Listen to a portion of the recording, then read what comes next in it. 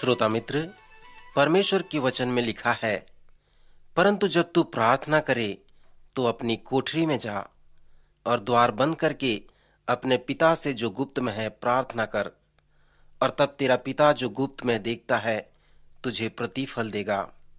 प्रार्थना करते समय अन्य जातियों की नाई बकबक न करो, क्योंकि वे समझते हैं कि उनके बहुत बोलने से उनकी सुनी जाएगी। सो तुम उनकी नाई न बनो, क्योंकि तुम्हारा पिता तुम्हारे मांगने से पहले ही जानता है कि तुम्हारी क्या क्या आवश्यकताएं हैं। सो तुम इस रीति से प्रार्थना किया करो, हे हमारे पिता, तू जो स्वर्ग में है, तेरा नाम पवित्र माना जाए, तेरा राज्य आए, तेरी इच्छा जैसे स्वर्ग में पूरी होती है वैसे ही पृथ्वी पर भी हो। हमारे दिन भर की रोटी आज हमें दे, और जिस प्रकार हमने अपने अपराधियों को क्षमा किया है वैसे ही तू भी हमारे अपराधों को क्षमा कर, और हमें परीक्षा में न ला, परंतु बुराई से बचा, क्योंकि राज और पराक्रम और महिमा सदा तेरे ही हैं। आमीन। श्रोता मित्र, वेद पाठशाला की इस अगली कक्षा में आपका स्वागत है। इन दिनों में हम पहाड़ी उपदेश का अध्ययन कर रहे हैं। आज फिर से मैं आपको उस पहाड़ की चोटी के पास ले जाना चाहता हूँ, जहाँ पर यीशु हमें ये दिखा रहे हैं कि कैसे हम समस्या के समाधान का एक भाग बन सकते हैं, कैसे हम पृथ्वी के नमक बन सकते हैं, कैसे हम जगत की ज्योति बन सकते हैं। उस पहाड़ की चोटी से यीशु ने हमसे उन सुंदर स्वभाव को देकर कहा है कि परमेश्वर ही हमें उन अनुभवों में ले चलता है। यीशु ने यह भी कहा कि हम चारों ओर देखें, और उसने हमें संबंध व धार्मिकता के विषय में बहुत कुछ सिखाया है। उसके 6वें अध्याय की शिक्षा को, जिसे हम पहाड़ी उपदेश कहते हैं, उसमें यीशु ने हमसे कहा कि हम ऊपर की ओर दृष्टि करें। कुछ आत्मिक नियम हैं जो हमें पृथ्वी के नमक और जगत की ज्योति बनाते हैं, और उन्हें चेलों का ईश्वरीय नियम कहा गया है। आपको यह अनुग्रह प्राप्त करना है कि आप ऊपर, अंदर व चारों ओर दृष्टि कर सकें। पहाड़ की चोटी पर यीशु जो प्रथम आत्मिक नियम के विषय में हमें बता रहे हैं वह देने का आत्मिक नियम है, और दूसरा नियम है प्रार्थना। आपको जानना है कि कैसे प्रार्थना करें। यदि आप ये नहीं जानते कि प्रार्थना कैसे करनी चाहिए, तो आप मसीह के द्वारा उन सभी समस्याओं को जो पहाड़ के नीचे हैं उनके समाधान का एक भाग नहीं बन सकते। और यदि आप प्रार्थना करना नहीं जानते, तो जिन लोगों के साथ आप रहते हैं, जिन लोगों के साथ आप मिलते हैं, आप उनके समस्याओं का समाधान नहीं हो सकते। और आप यदि प्रार्थना न करें तो आप अपने स्वयं की समस्या का भी समाधान नहीं कर सकते। यदि आप यीशु मसीह के चेले हैं तो आपको अवश्य जानना है कि प्रार्थना कैसे करनी चाहिए। अनेक लोग हैं जो नहीं जानते कि प्रार्थना कैसे करनी चाहिए। प्रेरितों ने यीशु के पास आकर यीशु से कहा, प्रभु, हमें प्रार्थना करना सिखा। एक व्यक्ति को मैं नजदीकी से जानता हूँ। उसने मुझसे कहा, प्रचारक, मैं आपके प्रार्थना सभा में नहीं आना चाहता, क्योंकि मैं प्रार्थना करना नहीं जानता। सो मैं वहां आकर शर्मिंदा होना नहीं चाहता हूं। हम आश्चर्य करते हैं मित्र कि क्यों लोग नहीं आते हैं, क्यों वे प्रार्थना करना नहीं चाहते हैं और हमारे साथ प्रार्थना नहीं करते हैं। प्राय यह इसलिए क्योंकि किसी ने उन्हें प्रार्थना करना कभी नहीं सिखाया है। प्रथम मसीही सभा में यीशु ने इन लोगों से कहा कि कैसे प्रार्थना करनी चाहिए। जब यीशु ने उन्हें प्रार्थना के सीधे नियम को बताया तो उसने उन्हें प्रार्थना में वही बताया, अर्थात उसने उन्हें देने के विषय में बताया, उपवास के आत्मिक नियम के विषय में बताया। सो यहाँ पर यीशु ने उन्हें प्रार्थना के 3 आयामों को बताया है। उसने कहा है, जब तुम प्रार्थना करो तो सभाओं में और सड़कों की मोड़ों पर प्रार्थना न करो, क्योंकि तुम मनुष्य से बातें नहीं कर रहे हो, तुम परमेश्वर से बातें कर रहे हो। सो जब परमेश्वर से बातें कर रहे हो तो अपनी कोठरी में द्वार बंद करके अपने पिता से प्रार्थना करो। एक बार एक महिला को मैं एक छोटे प्रार्थना सभा में प्रार्थना करते सुना। उसने कहा, प्रभु, तू जानता है कि रोमी उसके 6वें अध्याय और 23 पद में क्या लिखा है। प्रभु तू जानता है यूहन्ना 3:16 में क्या लिखा है। फिर वह उस पद को प्रार्थना में दोहराने लगी। प्रार्थना सभा के बाद पास्टर ने उस महिला से कहा, माता जी, क्या आप ये जानते हैं कि प्रभु को ये मालूम है कि वो पद वचन में कहाँ पर है, परंतु लोगों को नहीं मालूम। आप ये जान पाते हैं कि प्रार्थना में आप किससे बातें कर रहे हैं। प्रार्थना प्रचार करना नहीं है। अनेक पास्टर प्रार्थना के समय अपने संदेश को पुनः प्रचार कर देते हैं। वे ऐसे समय में सचमुच में परमेश्वर से प्रार्थना नहीं करते, परंतु वे प्रचार करते हैं। जब आप प्रार्थना करते हैं तो परमेश्वर से बातें करना बहुत महत्वपूर्ण है। यीशु ने कहा है, यदि आप सचमुच में परमेश्वर से प्रार्थना द्वारा बातें करना चाहते हैं तो अपने कमरे में जाओ और द्वार बंद करके अपने पिता से जो गुप्त में है प्रार्थना करो, और तब तेरा पिता जो गुप्त में देखता है तुम्हें प्रतिफल देगा। यदि आप परमेश्वर के पास आना चाहते हैं तो पवित्र शास्त्र कहता है कि आप विश्वास करें कि वह है। क्या आप विश्वास करते हैं कि वह है? यदि वह है तो वह अवश्य ही आपकी बातों को सुनेगा, क्योंकि वह प्रार्थनाओं का सुनने वाला परमेश्वर है। इसके बाद यीशु बताते हैं कि प्रार्थना कैसे करनी चाहिए। उसने हमें चेलों की प्रार्थना को दिया है। कुछ लोग इसे प्रभु की प्रार्थना कहते हैं। इसे प्रभु की प्रार्थना नहीं कहनी चाहिए, क्योंकि प्रभु ने इस प्रार्थना को कभी नहीं किया। उसने कहा कि जब तुम प्रार्थना करो तो इस प्रकार प्रार्थना किया करना। पुराने रब्बी इसे निर्देशक प्रार्थना कहते हैं। वे कहते थे कि जब तुम ये प्रार्थना करो तो मन में जो कुछ भी आए उसे विनती द्वारा प्रभु को बताओ। यीशु ने भी जब हमें प्रार्थना के इस नमूना को दिया तो कुछ इस प्रकार से कहा है। इस प्रार्थना में 7 विनती हैं। उनमें से 3 परमेश्वर के लिए है और 4 व्यक्तिगत विनती हैं। उसने कहा, तुम इस रीति से प्रार्थना किया करो, हे हमारे पिता। यह बहुत अच्छा है। पुराना नियम कहता है, यहोवा मेरा चरवाहा है। नया नियम कहता है, परमेश्वर हमारा पिता है। दोनों नियम हमें सिखाते हैं कि परमेश्वर व्यक्तिगत है। यीशु ने हमसे कहा है कि जैसे हम पिता से बातें करते हैं वैसे परमेश्वर से बातें करें। गलतियों की पत्री में पौलुस हमें सिखाता है कि जब तुम परमेश्वर के निकटता में रहते हो तो आपका हृदय उसे हे अब्बा, हे पिता कहकर पुकारता है, जिसका अर्थ है हे मेरे पापा। यीशु और पौलुस दोनों ने हमें कहा है कि हम उसे उसके बच्चों की नाई प्रार्थना करें। जब यीशु ने हमें ये सिखाया है कि परमेश्वर से कैसे बातें करें, तो ये नहीं कहा है कि हम यीशु से बातें करें, परंतु हम पिता से बातें करें। यह बात 3 ईश्वरीय विनती द्वारा आता है, अर्थात तेरा नाम, तेरा राज्य व तेरी इच्छा। हे हमारे पिता, तू जो स्वर्ग में है, तेरा नाम पवित्र माना जाए। यहाँ पर परमेश्वर के नाम का अर्थ है कि वह क्या है और उसका महत्व क्या है। सो यहाँ पर आप जो सचमुच में प्रार्थना कर रहे हैं वो इस प्रकार है कि हे परमेश्वर, मैं इस प्रकार जीवन व्यतीत करना चाहता हूँ ताकि मेरे जीवन से तेरे महत्व प्रकट हो सके कि तू कौन है और क्या है। मेरे जीवन के द्वारा लोग तेरे नाम को जान सकें और तुझे महिमा दे सकें।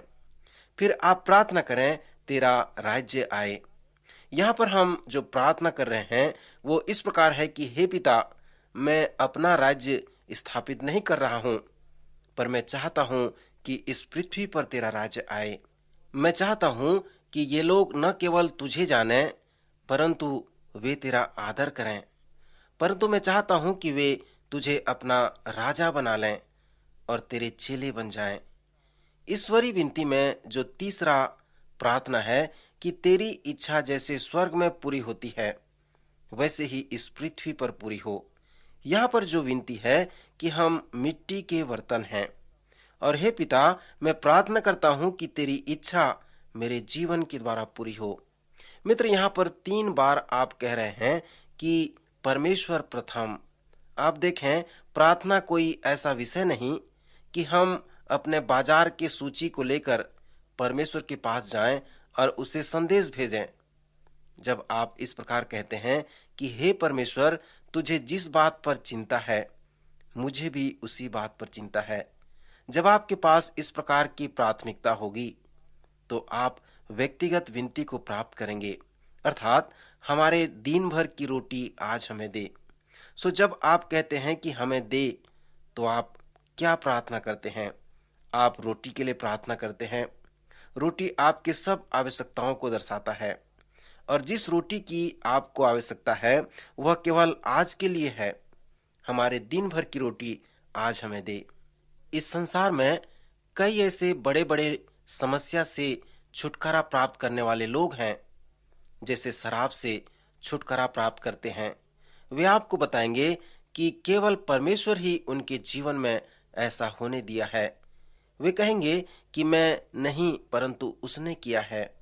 वे आपसे ये भी कहेंगे कि परमेश्वर आपके जीवन में भी ऐसा कर सकता है। आज दिन भर की रोटी आज हमें दे। चेलों की प्रार्थना में जो अगला निवेदन है, अर्थात अगली प्रार्थना है, हमें क्षमा कर। अनेक समय में हम लोगों को परमेश्वर के नाम को नहीं बताते, हम उसके राज्य को इस पृथ्वी पर नहीं लाते। सो हमें प्रार्थना करना है कि जैसे हमने अपने अपराधियों को क्षमा किया है, वैसे हमारे अपराधों को भी तू क्षमा कर। कुछ लोग ऐसे होते हैं जो न तो क्षमा करेंगे और न ही क्षमा मांगेंगे। यहाँ पर जो यीशु सिखा रहे हैं कि यदि तुम क्षमा नहीं करोगे तो मैं तुम्हें क्षमा नहीं करूंगा।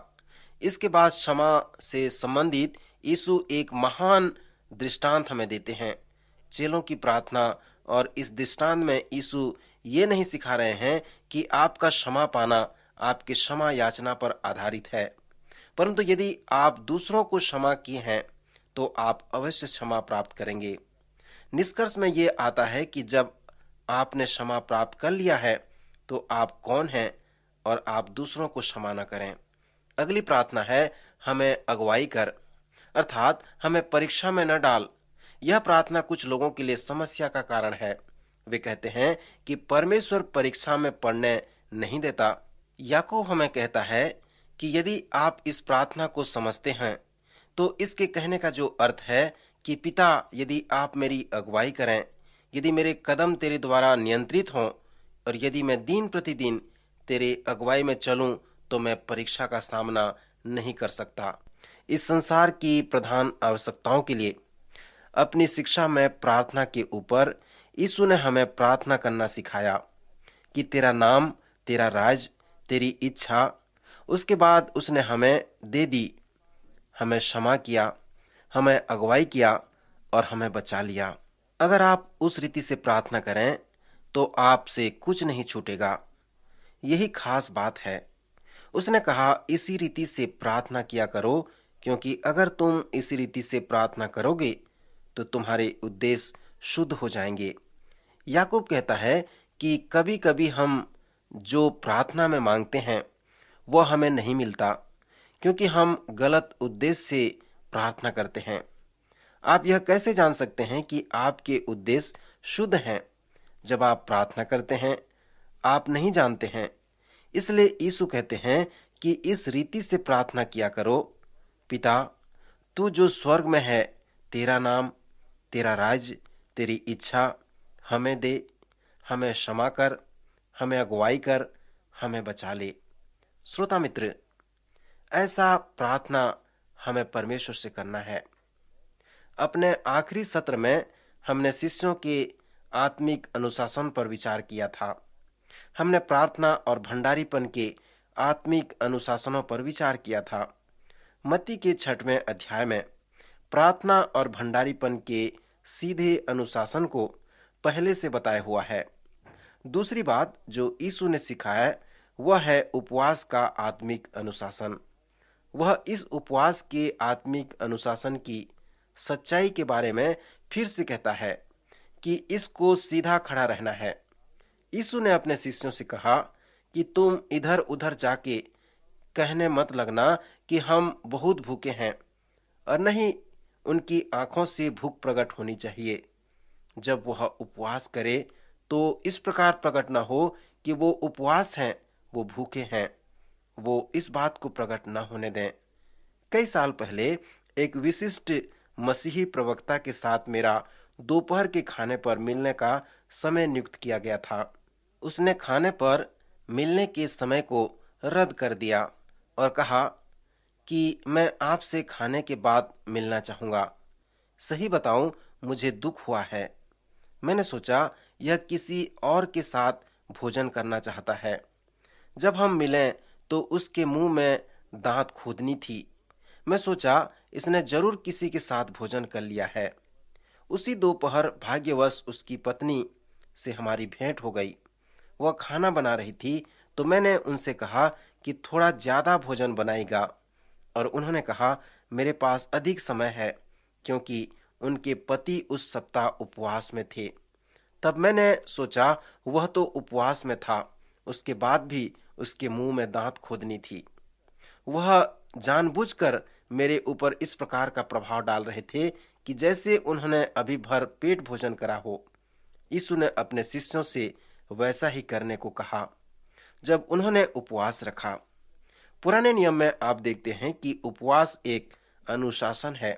यह एक ऐसा अनुशासन है जो कि आपको दिखाता है कि शारीरिक से ज्यादा आत्मिक को महत्व दो। मूसा 3 अलग अलग समयों में सीनै पर्वत पर चढ़ा और उसने 40 दिन और 40 रात उपवास में रहा। वह भोजन से ज्यादा परमेश्वर के वचन को चाहता था। पवित्र शास्त्र की पहली 5 पुस्तकों को लिखने में परमेश्वर ने मूसा को प्रयोग किया। हारून, जो मूसा का भाई है, हमेशा पर्वत के नीचे रहकर लोगों को खुश करने की कोशिश करता था। हारून ने एक सोने का बछड़ा बनाया। पुराने नियम में इन दोनों व्यक्तियों में अंतर है। एक हमें वचन देता है तो दूसरा हमें सोने का बछड़ा देता है। उपवास का कहना है कि हमें खाने से ज्यादा परमेश्वर के वचन को देखना है, उस पर विचार करना है। नया नियम में उपवास एक शक्तिशाली आत्मिक अनुशासन है। यीशु के अनुसार कुछ आश्चर्य कर्म बहुत प्रार्थना और उपवास के बिना पूरे नहीं होते। उपवास हमारी प्रार्थना की सच्ची लगन को दर्शाता है। यीशु जैसा कि हमें निर्देश देते हैं कि हमें निश्चित करना है कि हमारी भेंट और प्रार्थना ऊपर की ओर है, न कि समतल की ओर है। यीशु हमें सिखाते हैं कि उपवास के आत्मिक अनुशासन को ऊंचा ही होना है। यह परमेश्वर के लिए ही, न कि मनुष्य के लिए। यह ऊंचे आत्मिक अनुशासन है। मैं इसके महत्व को फिर से दोहराना चाहूंगा। यीशु कहते हैं, पहाड़ी की नीचे किनारे पर देखो, क्या तुम्हें वह लोग दिखाई देते हैं? उनकी कोई परेशानियों का एक ही कारण है कि उनके पास अच्छे गुण नहीं हैं। उनके जीवन दयनीय दशा में है, क्योंकि उनके पास अच्छे गुण नहीं हैं, अच्छे महत्व नहीं है और सही प्राथमिकताएं नहीं हैं। अगर तुम पृथ्वी के नमक और जगत की ज्योति और मेरा हल और मेरा उत्तर बनना चाहते हो, तो मैं चाहता हूं कि तुम नीचे उस स्थान में जाओ और परमेश्वर के गुणों को दिखाओ। मत्ती रचित सुसमाचार के 6वें अध्याय के भाग में यीशु की जो नीति है वह कठिन है। पहली बात जो यीशु 6वें अध्याय के 9वें पद से लेकर 34वें पद तक कहते हैं, तब वे शिष्यों के गुणों को निश्चित करने की कोशिश में 20 सवालों को पूछते हैं, उनकी ओर संकेत करते हैं। यह मसीह की पहली सभा में हमने सीखा था। जब आप इन सवालों या प्रश्नों पर ध्यान करते हैं जो कि यीशु के द्वारा सीधे पूछे गए थे, संकेत किए गए थे, तो आपको महसूस होगा कि ये लोग कुछ इस तरह के थे। वे कह रहे थे, अगर आपको जानना है कि आपके गुण क्या हैं, तो आप मुझे दिखाओ कि आपने पिछले 5 साल में अपना पैसा कहाँ खर्च किया है, या फिर आप मुझे अपने पिछले 5 सालों के नियुक्त पत्र को दिखाओ। आप देखें कि जिस प्रकार से आप अपना पैसा और समय खर्च करते हैं, दर्शाते हैं कि आपके क्या गुण हैं। आप मुझे दिखाएं कि आप अपना पैसा और अपना समय कैसे खर्च करते हैं, तो मैं आपको दिखाता हूं कि आपके क्या गुण हैं। सो यीशु का यही मतलब था जब उन्होंने सिखाया, जहां तेरा धन है वहां तेरा मन भी लगा रहेगा। मैंने भी उस सच्चाई को उस क्षेत्र से सीखा। हम लोग एक छोटा चर्च बना रहे थे। हर हफ्ते में शनिवार को कार्य होता था और शनिवार को हम लोग गड्ढे खोद रहे थे जिसमें ठोस नींव पड़नी थी। चूंकि जो कार्य स्थान था वह एक व्यस्त चौड़ा मार्ग पर था, बहुत लोग वहां से निकलते और आते जाते थे और हमें देखते थे। लोग जो हमारे चर्च बनने में कार्य कर रहे थे वे नाविक लोग थे। एक शनिवार को एक नौसेना का अधिकारी जो कि विमान चालक भी था आया और उस गड्ढे में उतर के हमारे साथ नींव खोदने लगा। यह देखकर बहुत से जवान जो इस अधिकारी के लिए काम कर रहे थे उसको गड्ढे में अपने साथ गड्ढा खोदते देखकर आश्चर्यचकित हो गए। जब हम लोगों ने चाय पीने के लिए काम रोका तो मैंने उस अधिकारी से बात की और कहा, मैं बहुत आनंदित हूं आप अपने बीच में सहायता करते हुए देखकर। आप बुरा तो नहीं मानेंगे अगर मैं आपसे यह पूछूं कि आप क्यों यहां आने के लिए सोचा। वह कभी चर्च नहीं आया करते थे। उन्होंने कहा, नहीं, मैं बिल्कुल भी बुरा नहीं मानूंगा। बताने में प्रचारक साहब, मैं और मेरी पत्नी का बैंक में संयुक्त खाता है और अक्सर शनिवार को इधर से हम निकलते हैं और आप लोगों के काम को देखते हैं, परंतु यह काम हमारे समझ में नहीं आता था। मैं तो आश्चर्यचकित था कि आप लोग शनिवार को भी कैसे काम में लग जाते हैं, जबकि शनिवार को छुट्टी का दिन रहता है। पर जब मैं घर आया तो मेरी पत्नी ने कहा, प्रिय, मैं $1000 उस छोटे कलीसिया को जो उस चौड़ी सड़क पर बन रहा है उसे दिया है। सही पूछो तो मुझे गुस्सा आया। फिर करीब 1.5 घंटे तक हमारी बहस होने लगी, पर आखिर में मैंने स्वीकार कर लिया कि मेरा पैसा उस कलीसिया के लिए बनने के लिए उसको दिया गया है। जब मैं इधर से होकर जा रहा था तो दिल में एक अजीब सी खिंचावट हुई। मुझे एकदम ऐसा लगा जैसे कोई चीज मुझे गड्ढे की ओर खींच रहा है और मैं आकर उस गड्ढे में उतर गया और मदद करने लगा। उस सवेरे उनको क्या हुआ, उनको यह नहीं मालूम हुआ कि उनकी पूंजी से 1000 रुपए इस बिल्डिंग बनाने में लगा था, इसलिए वह उस गड्ढे में काम कर रहे थे। यह एक जीवन का नियम, जहां आप का धन है वहां तेरा मन भी लगा रहेगा। इस तरह से यीशु के गुण के विषय में हम आते हैं। यीशु इन लोगों से कहते हैं कि आप मुझे दिखाओ कि आप कैसे अपने समय को बिताते हो। आप मुझे दिखाओ कि आप अपना पैसा कैसे खर्च करते हो और मैं आपको दिखाऊंगा कि आपके गुण क्या हैं। अब मैं आपको बताता हूं कि आपके क्या गुण होने चाहिए। इसके बाद यीशु अपने शिष्यों को परमेश्वर के ऊंचे गुणों पर केंद्रित करते हैं। यीशु इसको करने के बाद वह इस बड़ी चुनौती को रखते हैं कि अब नीचे जाओ और उन लोगों को जो पहाड़ के नीचे में हैं, उनके गुणों के बारे में बताओ जो कि परमेश्वर के अनंत गुणों को नहीं जानते हैं। आप गुणों को कैसे पहचानते हैं? आप अपने बच्चों तक गुणों को कैसे पहुंचाएंगे? हम सभी अपने गुणों को अपने बच्चों तक पहुंचाना चाहते हैं। आप उसको कैसे कर सकते हैं? श्रोता मित्र, हम अपने जीवन को दर्शाकर, अपने बच्चों के सामने रखकर, अपने व्यवहार को बताकर हम अपने गुणों को बता सकते हैं कि कैसे हमारे बच्चे सही गुण को, परमेश्वरी गुणों को अपने जीवन में ला सकते हैं। परमेश्वर चाहता है कि हमारा गुण परमेश्वर के गुण के मुताबिक हो जाए। परमेश्वर चाहता है कि हमारा गुण उसके वचन के मुताबिक हो जाए, ताकि हम अपने गुणों के द्वारा परमेश्वर के नाम को महिमा दे सकें और हम अपने गुणों के द्वारा इस पृथ्वी के नमक और जगत की ज्योति बनके प्रभु के नाम का प्रचार कर सकें। प्रभु आज के वचन द्वारा आपको आशीष दे।